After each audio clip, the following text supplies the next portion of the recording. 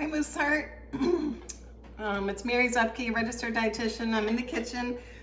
Today we're just making a really basic family recipe, banana bread. And we've made it in our family for years. And it is definitely a family favorite.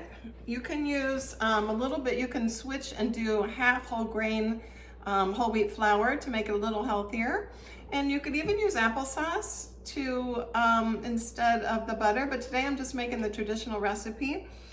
Everything is okay in moderation. We certainly don't want to have large servings, but this has bananas and nuts, and so it's still got some good healthy ingredients, and we believe in moderation, so having some treats is okay. So as you can see here, I'm kind of mashing up the bananas with a fork.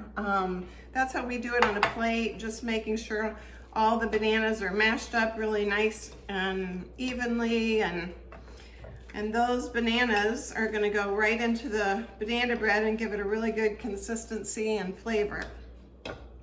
You're getting a lot of potassium with this banana as well, so that's good. There's lots of good nutrition in bananas and good soluble fiber that's going to help your heart as well. So I like to mix up the eggs. We have 2 eggs in there, and then we're going to mix those up with the banana and just 1 stick of butter. Like I said, you can use plant-based margarine if you want as well. We're just doing the traditional one, just as a little treat to have in your home. And then we're gonna mix up all those liquid ingredients first. We always want to remember too, before we even start, that we're going to be washing our hands really well and making sure that we're using our soap for 20 seconds. So say your ABCs or happy birthday song or whatever you want to do, so you can make sure to get that good hand washing before you get started. It's nice too to have all of your ingredients kind of nearby, so that once you start cooking, it's kind of an easy put together idea.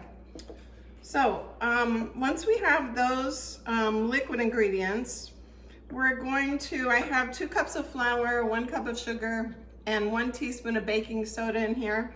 And we're gonna add those in, and just really, it's a super simple, quick bread recipe. You just stir those together. And then today we're gonna use dark chocolate. Dark chocolate has some heart healthy benefits.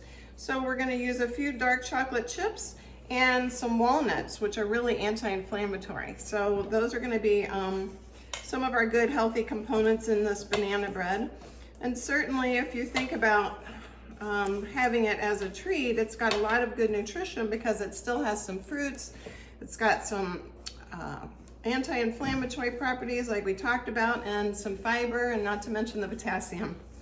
So you kind of just mix that all together, and it's not going to be super dry, but you want to just get all of those ingredients mixed together so that the flour is not kind of showing, and you can kind of see the consistency there.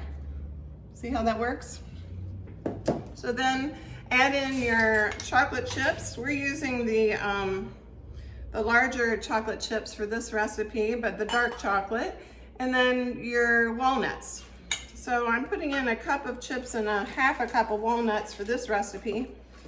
And then you just have to make sure that you stir it so it's all combined, but you don't want to over mix because that'll make the bread too tough.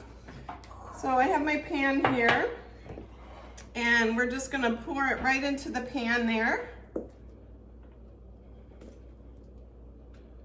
And you can see it's kind of chunky. It's not super mixed together, but it's combined.